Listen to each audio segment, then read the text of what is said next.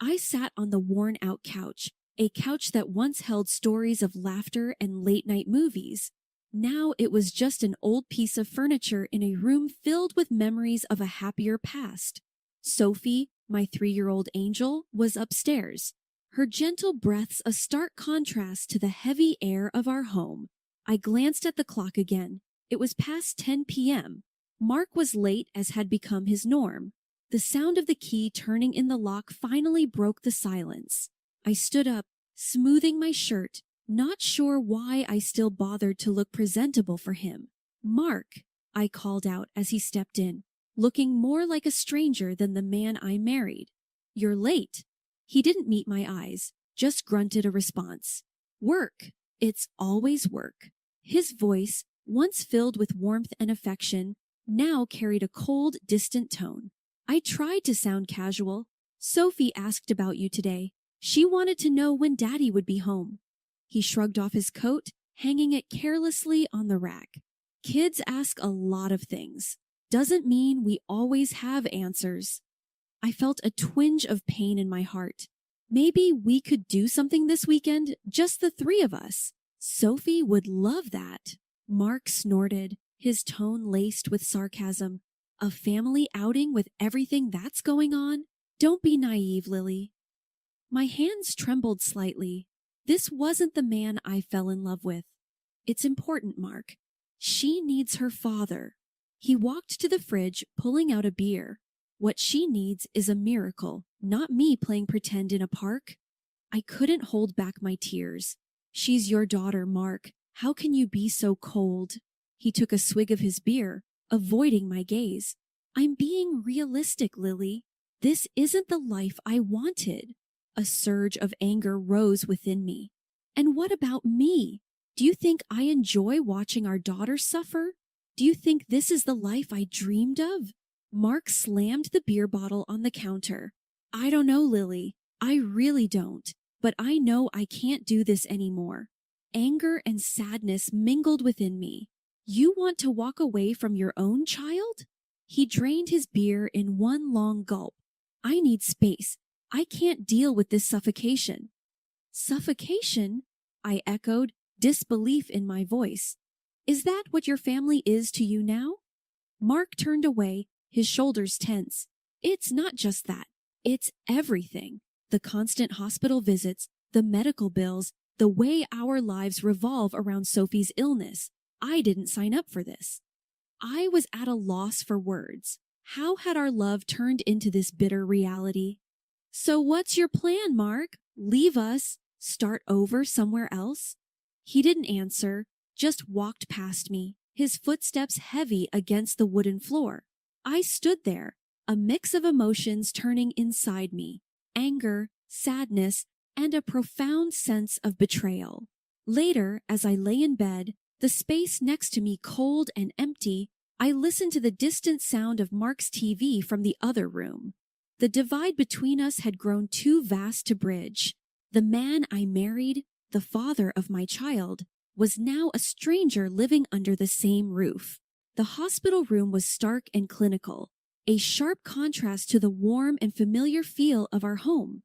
Sophie lay in the small hospital bed, her tiny chest rising and falling steadily. I sat beside her, holding her small hand, trying to draw strength from her innocent slumber. Nurse Janet walked in, her face a mask of professional kindness. "How's our brave girl doing today, Lily?" I managed a weary smile. "She's a fighter, always has been." Janet checked Sophie's vitals, her movements efficient and gentle. "She's in good hands here. The surgery team is one of the best." I nodded, my throat tight with unspoken fears. "I know. I just wish Mark could be here more. She keeps asking for him." Janet gave me a sympathetic look. "Fathers often find it hard to cope with these situations, but you're doing an amazing job." I sighed, feeling the weight of loneliness. "It's hard doing it alone, you know. He's just not the same anymore." As if on cue, Mark walked in, his arrival less comforting than I had hoped. He glanced at Sophie and then at me, his expression unreadable. "How is she?" "The same. I replied, trying to keep my voice steady. He fiddled with his phone, avoiding eye contact. I can't stay long. Work's crazy. I felt a flash of anger. Work, right? Because that's what's important right now. Mark looked up, his eyes cold. What do you want from me, Lily? To sit here and watch her sleep? I bit back a sharp retort, focusing on Sophie instead. She asked for you today, Mark. She misses her dad. He shrugged, his detachment like a physical barrier. I'm here, aren't I? Before I could respond, Sophie stirred, her little voice weak but clear. Daddy? Mark's face softened momentarily as he moved closer to her. Hey, princess, Daddy's here. Sophie smiled faintly, reaching out for him. Stay with me, Daddy. I watched, a mix of hope and sorrow in my heart, as Mark hesitated, then sat on the edge of the bed. I can't stay long, Sophie. Dad has to work. Her smile faded, a look of understanding far beyond her years in her eyes. It's okay, Daddy. I love you. Mark forced a smile, patting her hand. I love you too, kiddo. As he stood to leave, I felt a surge of resentment.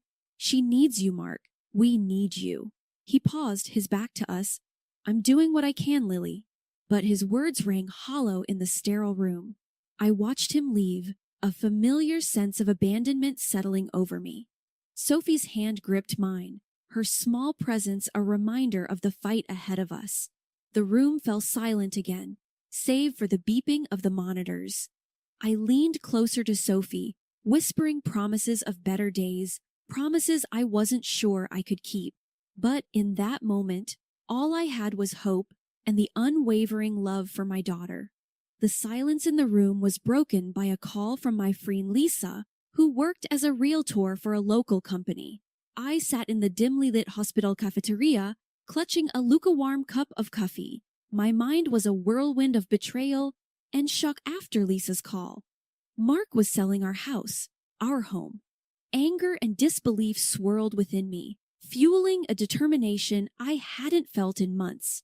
Lisa slid into the seat across from me, her expression a mix of concern and anger. I can't believe he's doing this, Lily, selling your house while you're here with Sophie. I took a deep breath, trying to steady my shaking hands. I need you to delay the sale, Lisa. Buy me some time. Lisa nodded, her eyes hard. I'll do what I can, but we don't have much time. He's pushing for a quick sale. I leaned forward, my voice low and firm. I won't let him get away with this. He thinks he can just steal my house and run off with whoever she is. Lisa reached out her hand, gripping mine. Do you have a plan? A plan. The word echoed in my mind. I had been reactive for too long, letting life and Mark's indifference dictate my days, but not anymore. I'm going to fight back. I'll start by talking to a lawyer. There has to be a way to stop this. Lisa's expression shifted to one of support. Good. You fight this, Lily, and I'm here every step of the way. I nodded, feeling a spark of resolve. And I'll need to gather evidence, proof of his betrayal, the fraud, anything that can help my case. Let's start with the house sale. Lisa suggested, I'll dig up everything I can on the buyer, the deal, anything out of the ordinary. I sipped my coffee, its bitterness mirroring my mood.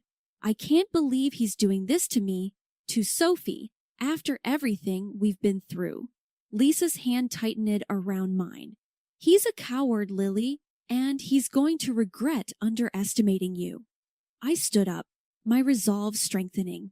He's going to pay for this, Lisa. He's going to pay for hurting my daughter, for trying to take away our home. I'll make sure of it. Lisa stood with me, her eyes fierce. Let's do this, Lily. Let's show him he picked the wrong woman to mess with. Hidden from view, I stood just outside the realtor's office, my heart racing. Through the slightly ajar door, I could hear the voices inside. Mark was there, his tone smooth and confident as he spoke to the potential buyers. And she was there too, his mistress, her laughter tinkling like a bell, completely oblivious to the storm she was a part of. I watched as Mark handed over a stack of papers to the buyers, his charm on full display. the same charm that had once swept me off my feet. "This is a fantastic opportunity," he was saying. "A beautiful house, great location. You're getting a steal." The buyers, a middle-aged couple, nodded, their expressions a mix of eagerness and caution. The wife leafed through the documents, her husband leaning over to look.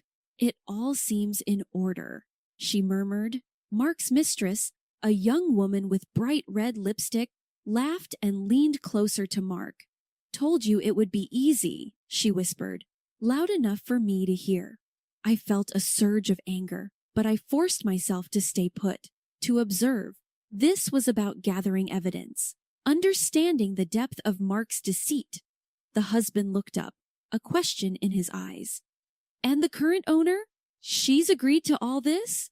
Mark's response was swift, a lie so smooth it sounded like truth. "Absolutely. She's moved on, wants to sell the place quickly." I clenched my fists, my nails digging into my palms. How could he lie so blatantly? The audacity of it made my blood boil.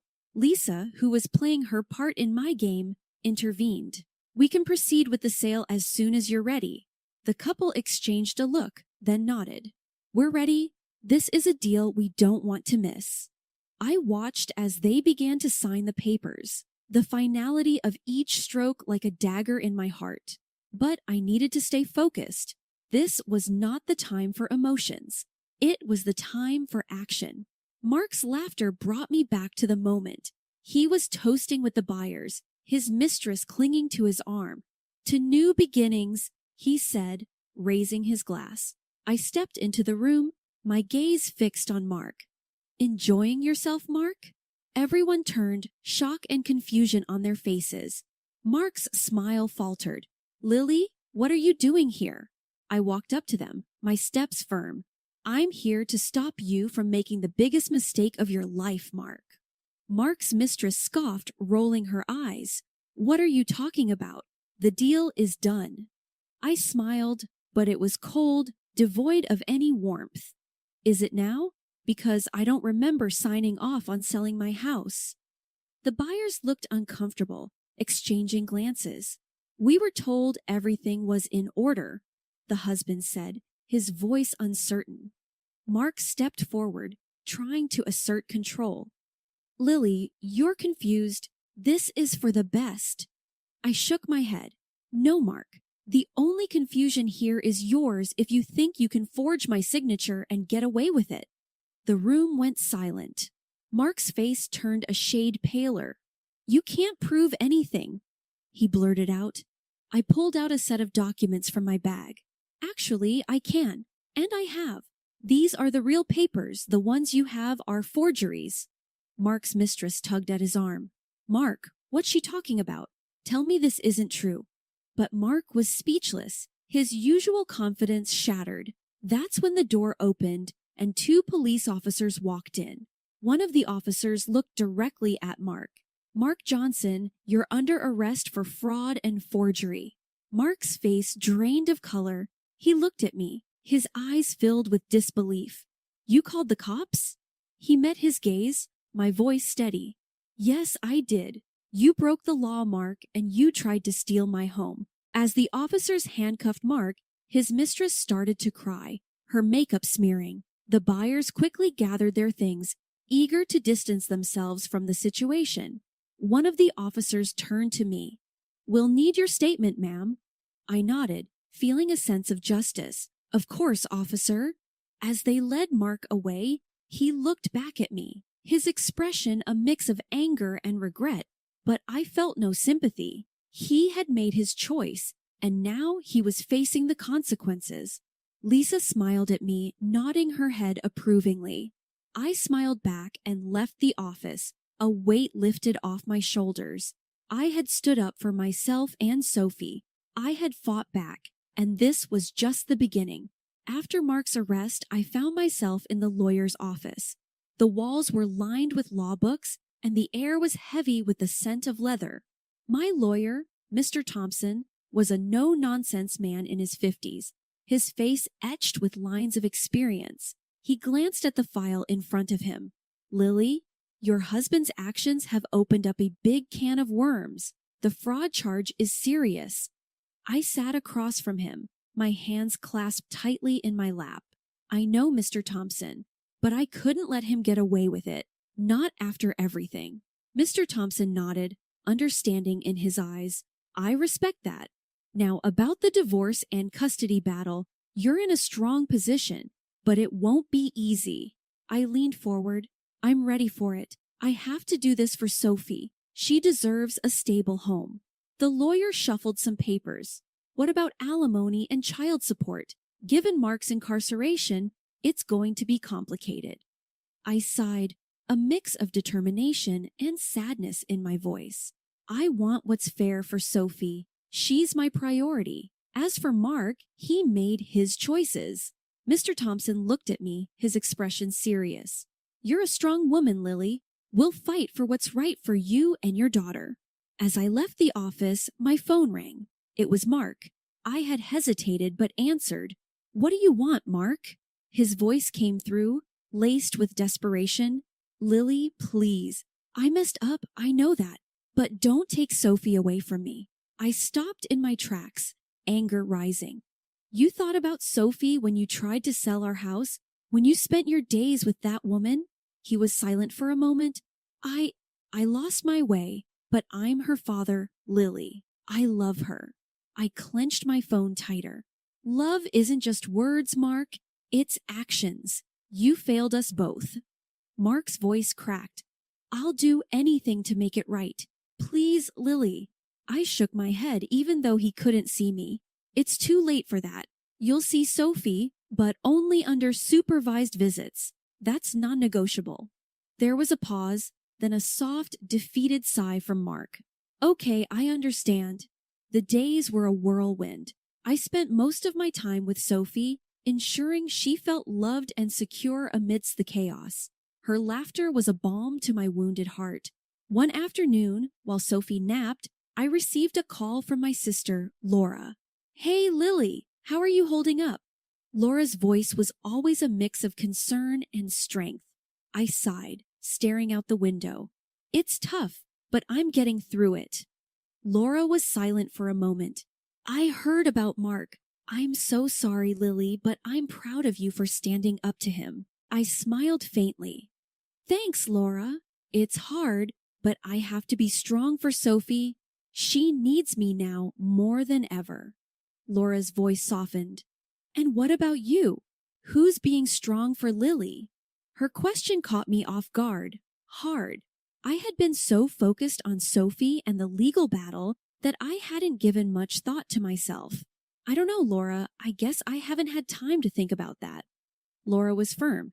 You need to take care of yourself too, Lily. You can't pour from an empty cup. I knew she was right. I'll try, Laura. It's just everything feels overwhelming right now. You're not alone, Lily. Remember that. I'm here for you. Always.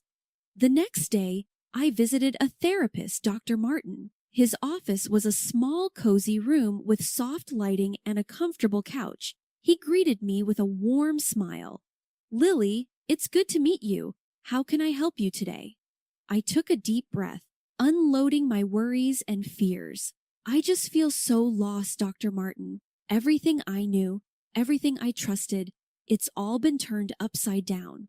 Dr. Martin nodded, his voice gentle. It's understandable to feel that way after what you've been through.